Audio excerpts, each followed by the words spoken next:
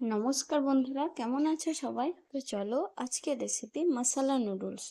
তো আমি এখানে নিয়েছি পেঁয়াজ, সিমলা মির্চ, টমেটো, কাঁচা লঙ্কা আর ডিম। আর এই যে ম্যাগিটা দেখছো, এটা হচ্ছে ভেজ ভেজ যে নুডলস হয়, তো আমি ওই নুডলসটাই নিয়েছি। তো এই ভেজ নুডলসটা দিয়ে একবার আজকে ট্রাই করব আমি। তো চলো আমার সাথে সাথে তোমরাও দেখবে কেমন করে আমি বানাচ্ছি আর খেতেও কেমন হবে। তো প্রথমেই আমি গরম জলের মধ্যে নুডলসটা আমি বয়েল করে নিলাম। বয়েল করে নিয়ে এবার কড়াইতে বাদামটাকে আমি হালকা নেড়ে নেব, একদম ভাজা ভাজা মতো, না তেল দিয়েই নেড়ে নেব, একদম খোসাগুলোও ছাড়িয়ে নেব, নেড়ে খোসাগুলোও ছাড়িয়ে নেব। তারপর ওই যে আলু আর সিমলা মির্চ মানে ক্যাপসিকামটা যে আমি কুচি করে রেখেছিলাম না, ওই দুটো এবার আমি ভেজে নেব। তার আগে আমি ডিমটা জাস্ট হালকা ভেজে নিলেই হবে। একটু নেড়ে নেড়ে ভেজে নিলাম ডিমটাকে।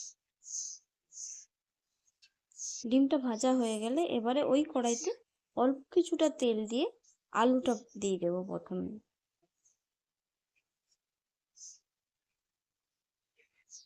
আর আলুটাকেই প্রথম থেকে আমি লবণ হলুদ মাখিয়ে রেখে দিয়েছিলাম। ব্যাস এবারে দিয়ে দিলাম আলুটাকে, এবারে ঢাকনা দিয়ে হতে দেব ভালো করে ভাজা হওয়ার জন্য। আলুটা ভাজা হতেই ওর মধ্যে আমি সিমলা মির্চ মানে ক্যাপসিকামটা দিয়ে দিলাম, দিয়ে আবারও নেড়ে নিয়ে ঢাকনা দিয়ে ভাজতে থাকবো যতক্ষণ না ভালোভাবে হয়ে যায়। ঢাকনা দিয়ে দিলে তাড়াতাড়ি হয়ে যাবে।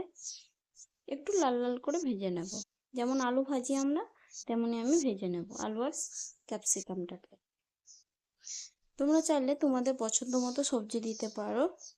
তোমরা মটর দিতে পারো, ফুলকপি, বাঁধাকপি দিতে পারো, তাহলে একদম ভেজ ভেজ নুডলস হয়ে যাবে। তো আমি খালি আলু, ডিম আর ক্যাপসিকাম দিলাম। ব্যাস ভাজা হয়ে গেছে, এবারে আমি তুলে নিচ্ছি। তুলে নিয়ে ওই কড়াইতে আমি অল্প পরিমাণে তেল দিয়ে দেবো।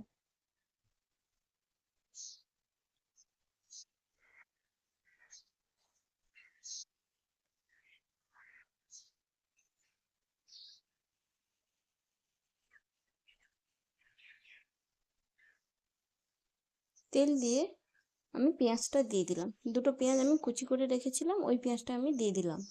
দিয়ে ভালো করে হালকা নরম হয়ে যাওয়া অবধি ওয়েট করব। হালকা নরম হয়ে গেলে তখন পরিমাণ মতো যতটা কাঁচা লঙ্কা দিতে লাগবে, যে যেমন যতটা পছন্দ করো ততটাই দিয়ে দিও। টমেটো আমি দিলাম। এই যে আমি কাঁচা লঙ্কাটা না কুচি করে এরকম কাঁচি দিয়ে কেটে দিতে সুবিধা হয় তাড়াতাড়ি দিতে।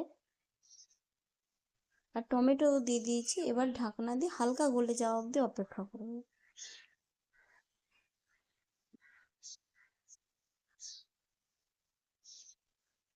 তোমরা চাইলে না একটু লসুন ও গ্রেট করেও দিতে পারো, তাতেও ফ্লেভারটা ভালো আসবে। এদিকে পেঁয়াজটাও নরম হয়ে গেছে ততক্ষণ, এবার পরিমাণ মতো একটু লবণ আমি দিয়ে দিলাম। ব্যাস আর কিছু দিতে লাগবে না।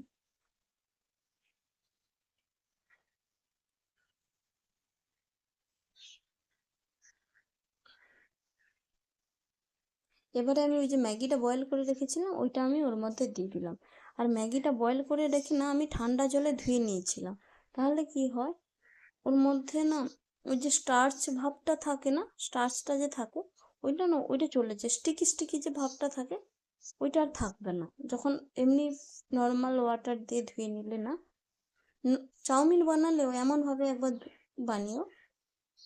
ব্যাস এদিকে আমার নুডলসটা ভালো করে ভাজা হয়ে গেছে, এরপরে ডিম ভাজা, আলু আর ক্যাপসিকামটা ভাজাও আমি ওর মধ্যে দিয়ে দিলাম, দিয়ে ভালো করে মিক্স করে নেব।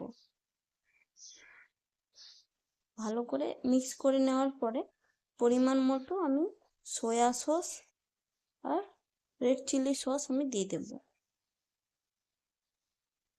এটা কিন্তু পুরো অপশনাল, কিন্তু একবার দিয়ে দেখো, ভালো হবে। আর ওই যে ম্যাগির যে মশলাটা থাকে না, ওইটাও কিন্তু আমি দিয়ে দিলাম, ওইটা আগে দিলাম। ভালো করে নেড়ে নেওয়ার পরে এবারে ওই সয়া সস আর রেড চিলি সসটাও আমি দিয়ে দেবো।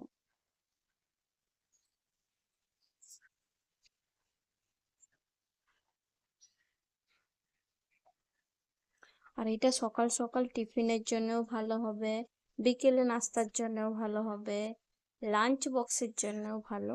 আর বাচ্চাদের টিফিনের জন্য তো খুবই ভালো, বাচ্চারা নুডলস খুবই ভালোবাসে। আর ভেজ নুডলস দিতেই পারো, কোনো অসুবিধা নেই। কিন্তু যদি উম, ময়দার নুডলসও একটু অ্যাভয়েড করলে চলবে বাচ্চার ক্ষেত্রে। ব্যাস সসটা দিয়ে ভালো করে মিক্স করে দেব, মিক্স করে দিয়ে এবার সার্ভ করে নেব। ব্যাস রেডি হয়ে গেল আমার ভেজ নুডলস। আর তোমরাও প্লিজ কমেন্ট করে জানিও কেমন হয়েছে। আমি তো ভয়েস ওভারটা পরে দিচ্ছি, বাট আমি খেয়ে বলছি ঠিকঠাকই হয়েছে। আর লাস্টে একদম দিয়ে দিলাম ওই যে বাদামটা রোস্ট করে রেখেছিলাম, বাদামটা ওর মধ্যে আমি দিয়ে দিলাম। ব্যাস রেডি হয়ে গেল আমার ভেজ নুডলস। আর তোমরাও প্লিজ একবার ট্রাই করো আর কমেন্ট করে জানিও কেমন হয়েছে। বাই।